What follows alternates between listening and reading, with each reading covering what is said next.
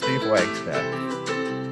And welcome to Mental Health 101. Mental Health 101, where understanding begins, healing grows, and every conversation brings us closer to a healthier mind. Another week, another great episode with my new co host, Mr. Steven Wagstaff. Thank you, Daniel. Yes, from now on, this is my new co-host on Mental Health 101. So, expecting the best of the best season of mental health. So, Mr. Steven, can you please introduce more about yourself? Sure. My name is Stephen Wagstaff. I am a C5 quadriplegic. I'm a diving accident at age 19, and I am 48 now. So I have been in a wheelchair for the last 30 plus years, and married my beautiful bride a year after, and this December we'll be married 26 years. We started a foundation called Swagability Inc. and wanting to give back to the world. Yes, and we salute you for doing that, Mr. Steven, and thank you so much for sharing your knowledge and wisdom to the world. And today, let's talk about something good, right? Mm. Something good indeed. And I want to say that you are most welcome to Mental Health 101. It's been a long time and looking for a co host, and thank God I found you. Yeah. And today, let's talk about the silent weight, understanding high functioning anxiety in everyday life. Yes. Definitely. Anxiety is everywhere. So tell us, Mr. Steven, the silent weight is a powerful metaphor. Can you describe what this weight feels like for someone living with a high functioning anxiety and why it just often remains silent? Yeah. As a pastor, I saw this uh, in a number of congregants that you can hold jobs, you can work 40 hours a week or more, but underneath there is this silent weight that just kind of is always hanging over your thought patterns. And until we learn to acknowledge, I think that mental health is every bit as important as a broken arm would be to fix mental health and anxiety. We just can't see the chemical imbalances, but we need to take the stigma, I think, away from it so we can start having real conversations about what it is and how to fix it. How to fix it? Anxiety is something else. Depression is one too. So, how Mm. does high functioning anxiety differ from more commonly understood forms of anxiety? What are the hallmarks of someone who is struggling internally while excelling externally? That person will sometimes overcompensate for their you might find them at work and they would be um, very high energy and always working, not taking breaks, not stopping, things like that, because to be busy is to keep the mind idle. And so you'll often find people that are workaholics that use work as a distraction. And sadly, we also see it too with alcohol and drug use. Um, but I would say anxiety differs from depression, whereas depression is uh, it's a sickness where you can't find anything pleasurable in life. There's nothing really exciting that you're looking forward to, and you're just existing. You're not thriving. And you'll notice those people in the workplace or wherever they are because they're withdrawn and difficult to have conversations with. Their minds just enveloped with just just coping with life, let alone excelling in it.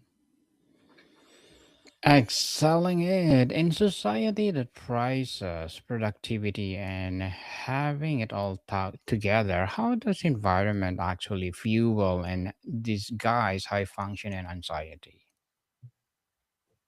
That's a great question. How does society hide it? Or yeah, Yes. hear that one again. Yes, in society that Yeah. prizes productivity and having all together, how does environment actually fuel and disguise high functioning anxiety? Just we need to make more, Mhm, produce more. mhm. I think you're right. People will hide it really well.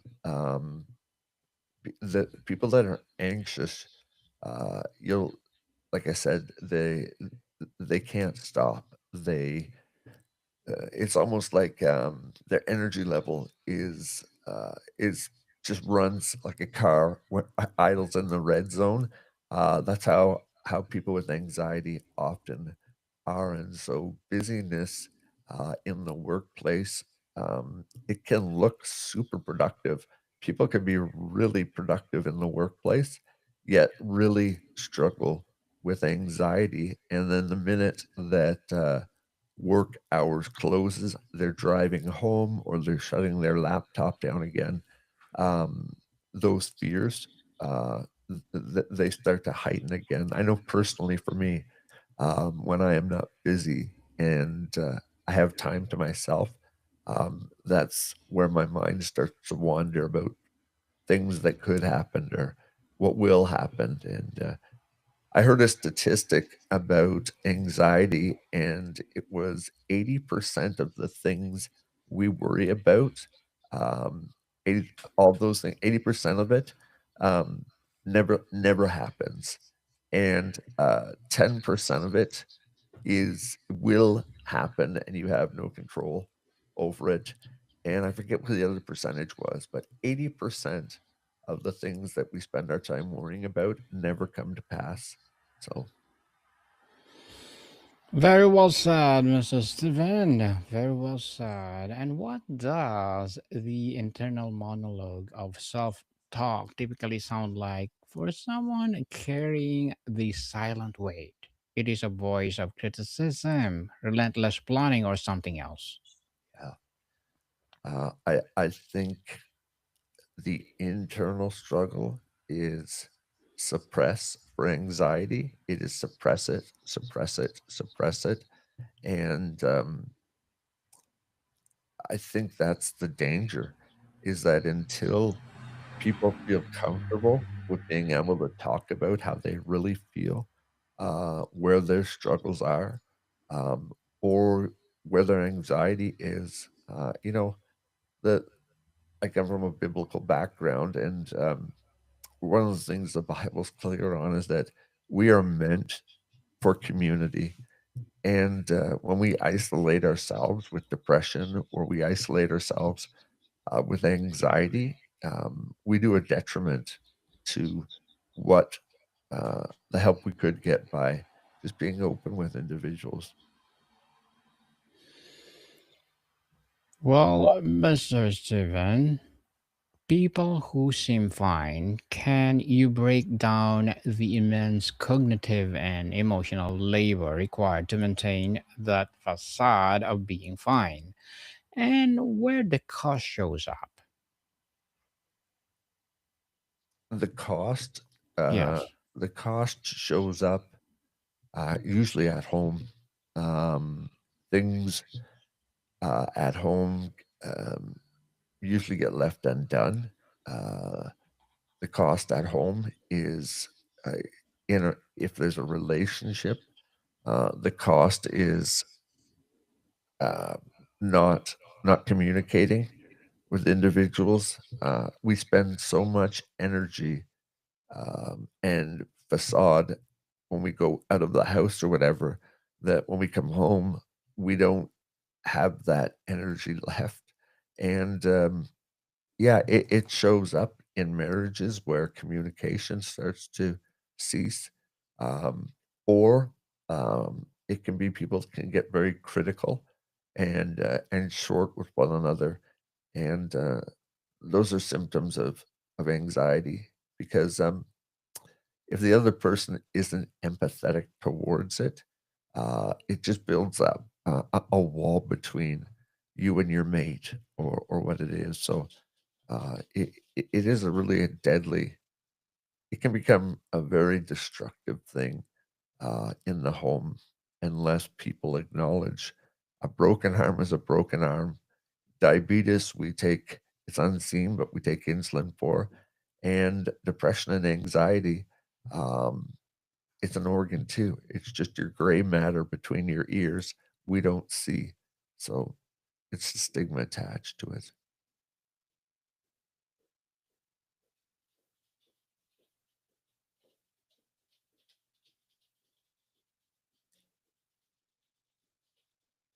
Are you still with me, Daniel?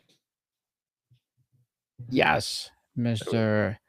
Stephen, how does this form of anxiety impact intimate relationships, even when the anxious person is a devoted partner or a parent?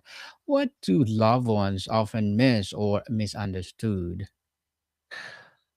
Well, in terms of relationship, intimacy dries up because if the other individual doesn't understand or has never gone through mental illness, whether it's anxiety or depression, um, and they try to share that with someone else, so their fears or the things they're worried about and scared, if the other partner isn't empathetic towards that, um, there will be a disconnect, and it will show up in intimacy. The the interest for that won't be there. There'll be just a wall built up between individuals, um, and in families, especially with younger kids, it's difficult because um, they have never yet experienced at a young age yet. They remember how dad used to be or how mom used to be, and it shows up in the home and can be very destructive. Again, if it's a silent weight that that really is destructive, and so again, the the thing we need to do is normalize it. Um, yeah, I think that's the biggest answer, to normalize it and to seek help for it. Normalize it for sure. And Mr. Steven, let's talk about the identification and awareness. Beyond worry, what are some of the less obvious physical, behavioral, or emotional symptoms? Digestive issues, irritability, or inability to relax. What might signal high functional or functioning anxiety? Um, when there's unrest in the mind, the person will um, they'll have trouble maintaining a conversation for long periods of time. Or if it's anxiety, y- they may um, there may be an overabundance of talk about it because you're worried about something, you're fearful of something. There's that fight or flight in you, and you're reaching out to whoever's around, trying to get support. And yeah, it normally shows up, I think, in for depression. It's lack of conversation. It's just closing in. For anxiety. Um, it would be quite the opposite. It would just be the inability to stop doing. Inability to stop doing and rest your mind, people. Why might someone with high functional anxiety read a list of symptoms and still think, but it's just how I am? Or That's what makes me successful. Yeah, that's the danger of it, I think, is when, people function with using anxiety or using work or other areas to cope with your anxiety will eventually show up because our bodies aren't meant to, um, idle in the red zone, on a speedometer needle in the car. Our minds aren't meant to have the RPMs always in full. So, um, I think it would show up eventually in health. A lot of times with depression, you'll see it with, uh, people will start taking care of themselves, so they'll look a little disheveled. Not getting up, um, out of bed is a big one for depression, because you just don't have the mind horsepower to pull yourself through it. That's why it's so important that you find someone to talk to get you outside of your own circular reasoning. You need a sounding board where someone can remind you that that's not true, and help you write some of those bad thought processes.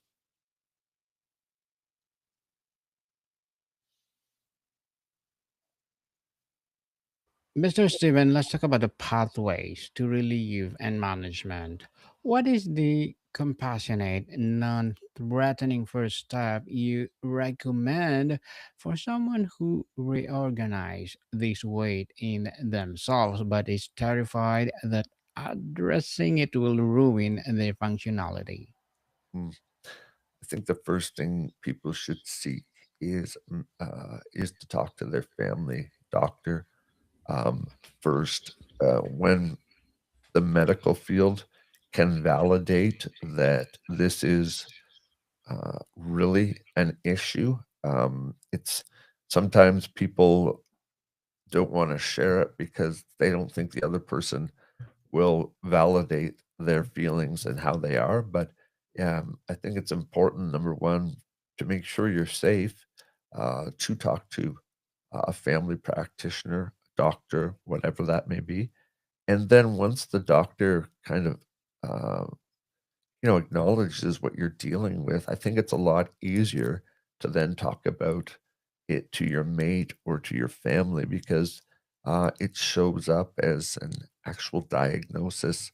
And with a diagnosis, um, we can validate the illness because it really is at its core.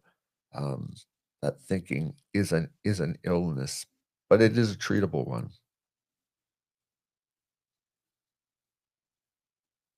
Treatable indeed. I think we have an echo. I want to apologize for that, people. And Mr. Steven, tell us what is your own journey to understanding the silent weight and what did you learn in these kind of experiences? Mm.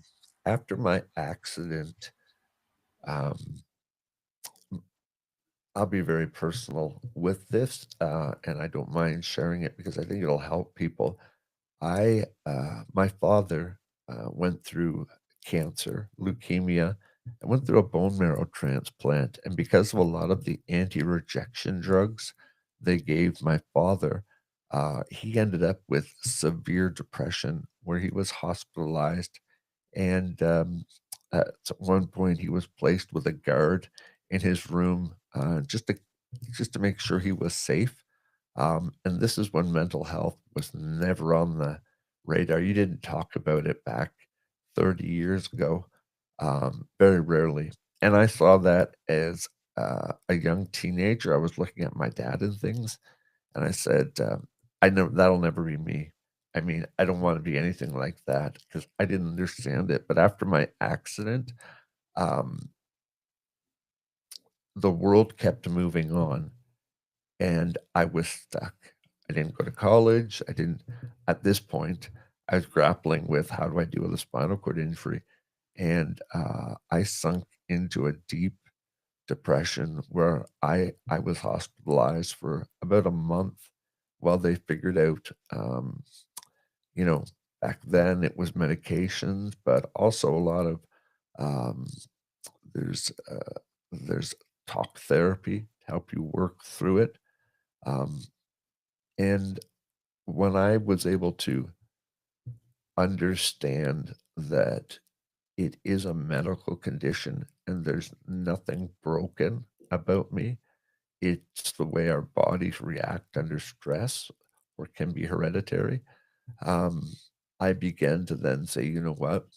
I'm going to, just like I did with getting my body back, I'm going to work at overcoming how I feel.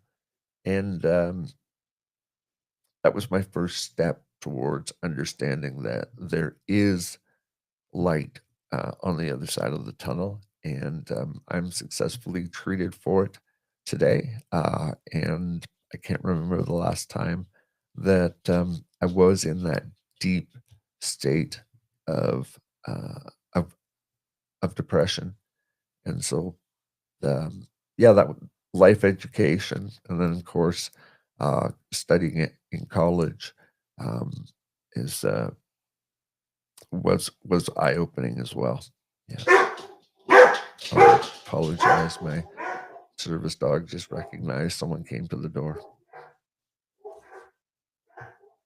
No worries at all, Mr. Steven. No worries at all. So, tell us one more question. What was your own, or what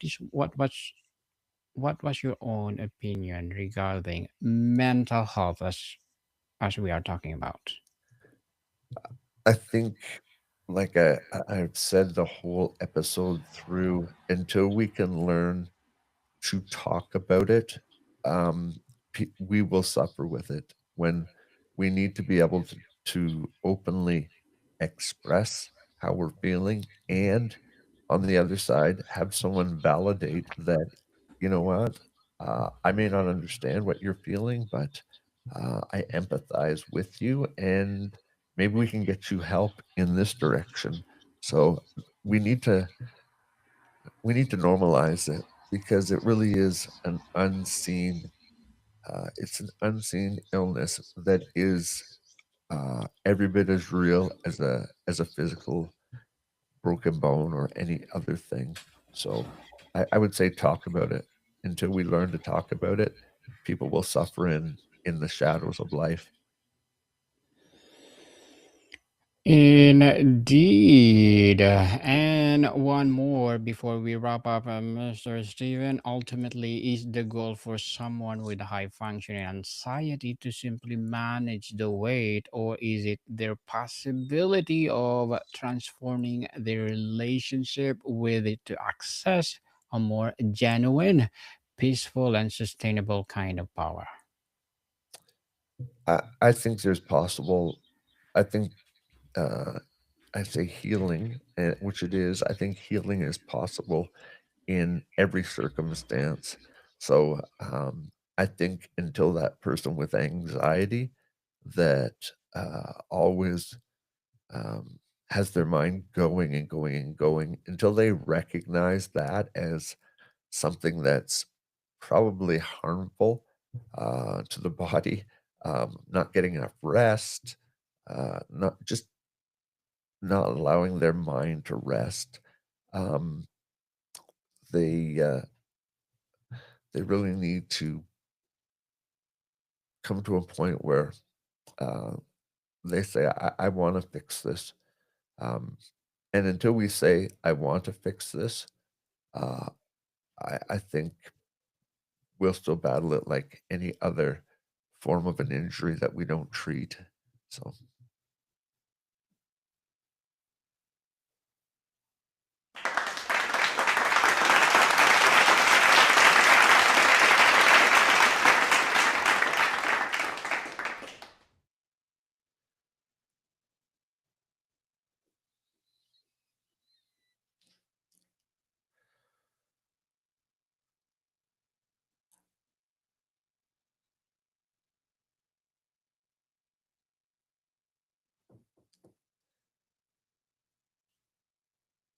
are you with me, Daniel?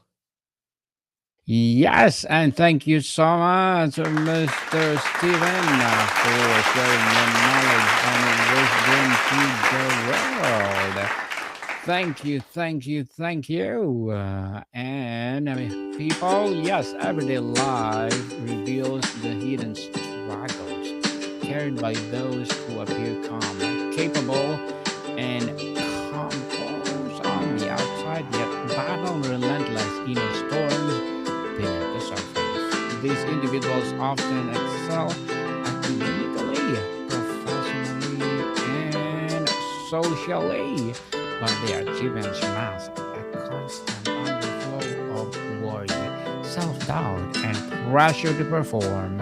Because they are seen fine, their anxiety goes unnoticed, unaddressed, and unsupported, leaving them to navigate exhaustion and emotional strains in silence. By shedding light of this invisible battle, we gain a deeper understanding of how high functioning anxiety shapes everyday life and why compassion, awareness, and open conversations are essential for healing a true connection. Yes, another great episode on Mental Health 101. Once again, we welcome our new co host, Mr. Steven. Thank you for saying yes. And we are looking forward for more and more and more inspiring and empowering episodes to come. Absolutely. Yes, so Mr. Steven, a message from our listeners. Um, don't hide in the shadows. Don't hide in the shadows of depression, or don't overdo it in the light with anxiety. Uh, Talk to your doctor, talk to your family, and learn to thrive wherever life finds you. Yes, people. Thank once again. Thank you for listening. Our mental health 101, and more to come, people. See you soon. Bye bye.